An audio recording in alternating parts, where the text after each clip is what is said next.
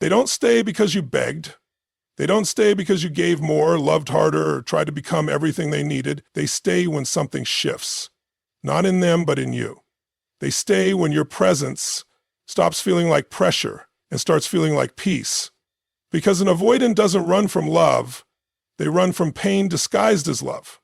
From past wounds, from emotional chaos, from fear that intimacy will cost them their identity. If you want someone to run to finally stay, you have to become the place their nervous system learns to rest. And that starts with emotional safety. Not safety built from words and promises, but safety they feel in your tone, in your breath, in how you respond when they pull away. Can you hold your ground when their silence comes? Can you meet distance with steadiness instead of panic? Because that's when they begin to lean in. That's when trust starts to form, not from what you say, but from who you become. Stop chasing, stop pushing, stop trying to win them over. Be consistent, yes.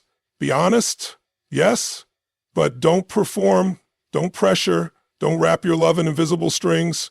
Every time you show up calm and regulated, when you could have gotten reactive, that's a moment that rewires their brain. You're showing them a love that doesn't demand, a love that doesn't drown them. That's when the walls begin to fall. You see, what they need isn't space alone. It's respect for their space, without you vanishing from the picture. It's someone who can say, take your time, I'm still here. I'm not leaving myself to love you, but I'm not abandoning you either. That's powerful. That's emotional mastery. That's what shifts the entire dynamic. And your vulnerability must come from truth, not manipulation. Don't say what you think will make them stay. Say what's real, even if it's messy. I miss you. That distance hurt. I care about you and I'm working on staying grounded. That's leadership. That's maturity. That's magnetic. And when they stop feeling like they have to defend themselves, something incredible happens. They soften. They stay. Not because they're being pulled, but because they feel free. Free to be seen, free to breathe, free to connect without losing themselves. This is the divine principle of love. It doesn't control. It invites. It doesn't overpower. It inspires. When your love stops being a storm and becomes a sanctuary, even the most guarded soul will consider the impossible. Staying. And not just staying, trusting. Not because you demanded it, because you earned it. With every steady breath, with every unspoken grace, with every moment you chose presence over pressure, peace over panic, and love over fear. So stop waiting for them to change. Become the presence that makes change irresistible. Become the haven their soul has always longed for. An avoidant doesn't flee because they're incapable of love. They flee because their nervous system has been wired to believe that intimacy equals danger. Somewhere along the line, whether through early childhood dynamics, trauma, or unmet emotional needs, their inner world became a battlefield where closeness meant losing control, or worse, being hurt. And the irony is, they crave connection just as deeply as anyone else. But that craving battles with their core fear. If I get too close, I'll lose myself. I'll be consumed. I'll be judged. I'll be trapped. Emotional safety then becomes the very first gateway to trust. You can't yell someone into feeling safe. You can't logic them into trust. Emotional safety is not built by lectures or ultimatums. It is built in the silent moments, in the subtleties, in how you respond when they retreat, when they go quiet, when they test the waters to see if your love comes with a leash. What most people don't understand is that avoidants aren't rejecting love, they're protecting themselves from pain. So when they start to distance, it's not necessarily about you, it's about their body reacting to fear disguised as independence. And if you meet that fear with reactivity, panic, accusation, emotional flooding, you confirm the very thing they were afraid of, that love equals chaos. Instead, what speaks to the avoidant is regulation. It's when your presence says, I'm here, I'm grounded, and I don't need to chase or fix you to feel okay. That message, when repeated in tone, in silence, in energy, begins to undo years of defense. It whispers to their subconscious, this might be different, this might be safe. Emotional safety means you hold space without punishment. You listen without trying to win. You allow their truth to exist, even if it's uncomfortable, without trying to reshape it to suit your needs. And make no mistake, this doesn't mean abandoning your boundaries. Emotional safety is not people-pleasing. It's powerful presence. It's rooted. It's the kind of energy that says, I'm not going to leave myself to love you, but I'm also not going to abandon you for needing time. That balance is rare, That balance is healing. For an avoidant, it's not the words you speak that build trust, it's your nervous system. It's how regulated you stay in the face of their withdrawal. When they sense that your emotional foundation doesn't crumble every time they pull away, they start to believe, maybe for the first time, that love can exist without fear. And slowly, they soften. They test less. They start showing up without being asked. Because now, your presence doesn't trigger their defense. It soothes it. That's the beginning of transformation. That's where trust begins. Not in the grand gestures or constant reassurance, but in the quiet, unwavering steadiness of your energy. Emotional safety isn't a tactic. It's a truth you embody. And when they feel it, not just hear it, they finally begin to stay. Trust isn't born in fireworks. It's born in the mundane, in the ordinary, in the rhythm of small, consistent actions that tell the avoidant nervous system, this is predictable, this is calm, this is safe. One of the biggest misunderstandings people have when dealing with an avoidantly attached partner is thinking they need to do more, say more, or push harder to prove their love. But pressure doesn't build connection, it repels it. Pressure feels like control. And for someone with avoidant patterns, control equals suffocation. What truly builds trust is consistency without demand. Showing up in a way that doesn't require the other person to match your energy just to be okay. When your presence becomes reliable but not intrusive, it begins to work on them in a way no big declaration of love ever could. It says, you don't have to perform to earn me. I'm here, I'm not pushing you in, and I'm not pushing you out. That middle ground, the space between neediness and detachment, is where magic happens. For the avoidant, inconsistency equals danger. Dramatic highs and lows mirror the emotional chaos they often experience earlier in life. That's why they retreat at the first sign of volatility. But when your emotional tone becomes predictable, when your reactions don't shift wildly with their moods or distance, it starts to teach them something revolutionary. Love doesn't have to be a roller coaster. It can be a steady flame, not a wildfire. This doesn't mean suppressing your needs or pretending things don't bother you. It means expressing yourself in a way that doesn't demand they change in order for you to be okay. Consistency without pressure is rooted in emotional maturity. It's the ability to hold your own energy without leaking it all over someone else. It's the difference between saying, I need you to be closer or I'll fall apart, versus I miss you and I'm here when you're ready. One invites safety, the other creates obligation. Every time you show up in a calm, honest, steady way, you're giving the avoidant something they never knew they needed. A love that doesn't ask them to betray themselves to keep it. A love that respects timing, space, and autonomy. When your consistency doesn't come with a hook, when you're not trying to lure them closer but simply living in truth, they begin to trust not just you, but themselves in your presence. Avoidants don't trust easily because their internal world tells them relationships are unstable. They expect people to change their tone, flip the script, or lash out when things get hard. So when your words, actions, and energy align day after day, it rewires their expectations. It calms their nervous system. And in that calm, trust is born not because you demanded it, but because you embodied it. That's the paradox. The less pressure you apply, the more magnetism you create. That's what makes them feel safe enough to stop running. And avoidance doesn't need total isolation. They need emotional space that feels like freedom, not abandonment. There's a massive difference between giving someone room to breathe and walking away to protect your pride. When dealing with someone who has avoidant tendencies, it's easy to fall into extremes. You either cling too tightly, fearing their withdrawal, or you swing to the opposite side and emotionally check out to teach them a lesson. But neither response works. What they truly need is someone who understands the delicate dance between presence and space, between connection and autonomy. Most avoidants are fighting a war inside that no one sees. They crave intimacy, but the moment it gets too close, their internal alarms start blaring. To them, losing space often feels like losing themselves. But here's what many don't realize. The avoidant doesn't want you to disappear. They don't want love to vanish. They just want to know that they can have their inner world without being consumed by someone else's emotional intensity. They want connection and space, which most people interpret as contradictory, but it's not. It's nuanced. So when you can stand firm in your own needs while still honoring their desire for space, it changes everything. You show them that love doesn't mean sacrificing identity. That two people can be emotionally connected without merging into one codependent force. When you stay present, not chasing, not retreating, you send a signal to their nervous system that this isn't a trap. You become the rare person who doesn't demand closeness as a form of control. This is where your inner work matters most. Because the moment they pull away, your insecurities will be tempted to scream, "They don't care about me, I'm being rejected."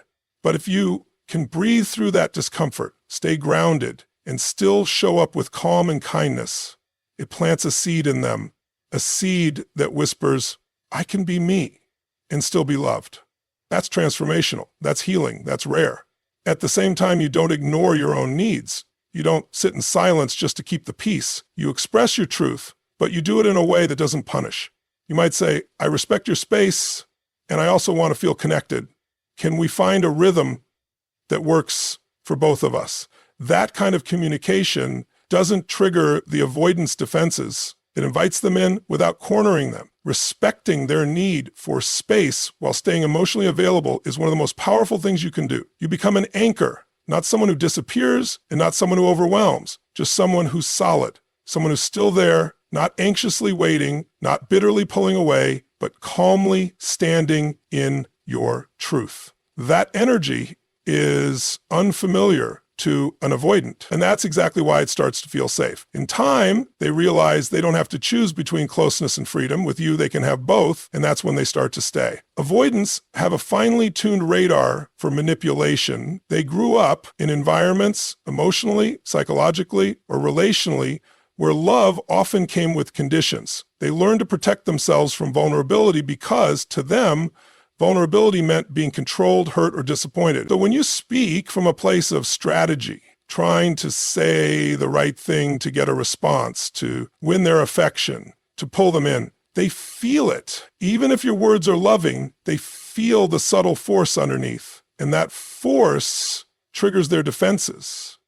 It reminds them of why they pull away in the first place. But something powerful happens when you speak from your heart, not to persuade, not to prove, but simply to express what is true for you. Vulnerability, when pure and uncalculated, is one of the most disarming forces in human connection. It doesn't demand anything. It doesn't try to control the outcome. It's not a performance. It's a revelation. And avoidants, though often guarded, are deeply moved by that kind of raw truth because they aren't incapable of emotion. They just don't trust emotional environments where they feel manipulated or overpowered. When you say, "I miss you," without adding, "and you should feel bad for pulling away," it lands differently. When you say, "That distance hurt, but I understand if you needed it," you open a door instead of closing one. The moment you stop trying to fix, change, or chase, you start creating space for genuine connection. And that space is where the avoidant can finally breathe, pause, and begin to lower their walls. This isn't about being passive. Vulnerability isn't weak. In fact, it requires incredible strength to stand in your truth without needing someone to validate it. It means sharing your emotions without making someone responsible for them. It's saying, "Here's how I feel," instead of, "Here's what you need to do so I feel better." That shift changes everything. Because what avoidants fear most is being trapped in someone else's emotional storm. When they see that you can feel deeply and hold yourself through it, that's when they start to trust not just you, but the relationship itself. It's about emotional leadership. It's the willingness to model honesty without fear, to open your heart not for the sake of getting something in return, but because it's who you are. That kind of energy doesn't chase, it invites. It says, "I don't need you to rescue me, I just want to share this with you." That's rare, that's magnetic, that's what creates safety. Avoidants don't need more pressure, more performance, or more promises. They need to feel that what you're offering is real. They need to see that your emotions aren't a trap, but a doorway. Vulnerability is that doorway. And once they walk through it, once they realize you're not trying to control them with your love, they finally begin to open. Not because you forced them, but because you gave them the freedom to choose. You can't chase an avoidant into connection. The more you pursue, the more their nervous system recoils. What they crave isn't someone sprinting after them with emotional demands. What they long for, often unconsciously, is a kind of quiet, emotional leadership, a presence that doesn't overwhelm, doesn't beg, doesn't collapse, but inspires. A presence that says, "I know who I am. I am connected to my own center. And if you're ready to meet me here, I'm open." That kind of energy is rare and it's deeply attractive. to someone who spent most of their life feeling like closeness means danger. Avoidants tend to be hyper-independent, not because they want to be alone, but because they've had to be. They learned early on that relying on others could lead to disappointment, engulfment, or betrayal, so they built walls, thick ones. But inside those walls is still a heart that longs to be seen, not fixed, not changed, just seen. When you show up, not as someone who's trying to save them, but as someone who's living in their own emotional truth, they start to notice.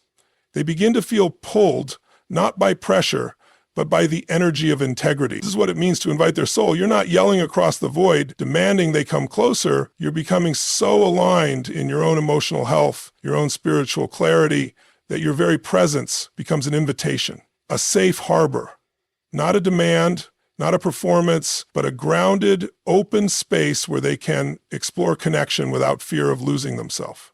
That's what emotional leadership looks like. It's when you embody the qualities you wish to receive. If you want depth, live deeply. If you want honesty, speak truthfully. If you want calm, be the calm. Most people wait for the avoidant to show signs of safety before they offer their heart, but that's backwards. Someone has to lead. Someone has to go first. And if you want to reach someone who has learned to protect themselves at all costs, then your energy has to be the proof that love can feel safe. It's not about trying harder to be lovable. It's not about twisting yourself into someone they'll approve of. It's about showing up so fully in your own worth that they start to question their own defenses. They begin to wonder, maybe I don't have to run. Maybe this is different. That moment doesn't come from pressure. It comes from invitation. And invitation comes from wholeness. So instead of chasing, become. Instead of pleading, embody. Instead of clinging, anchor. When you stop trying to convince the avoidants to connect and start living in the energy of connection yourself, their heart feels it. Not on a conscious level at first, but in their body, in their nervous system. And slowly it starts to feel less like a threat and more like a call home. You didn't force them, you inspired them. You invited their soul, and they finally felt safe enough to answer. Avoidants don't stay where love feels like a battlefield. They don't open up in environments where emotional chaos is the norm, where every disagreement turns into a war, or where affection comes with strings attached. Their entire system is wired to detect danger and closeness. So if your presence, your energy, your reactions, your tone feels like another emotional minefield, they will retreat. Not because they don't care, but because their nervous system doesn't know how to stay regulated in the presence of intensity. They're not running from you, they're running from what connection has represented in their past. Conflict, expectations, loss of control. That's why if you want an avoidant to trust you deeply, your presence has to become the opposite of what triggers them. Your love has to feel like peace. You become the safe haven, not by suppressing who you are, but by mastering how you show up emotionally. That means learning how to regulate yourself when you're triggered,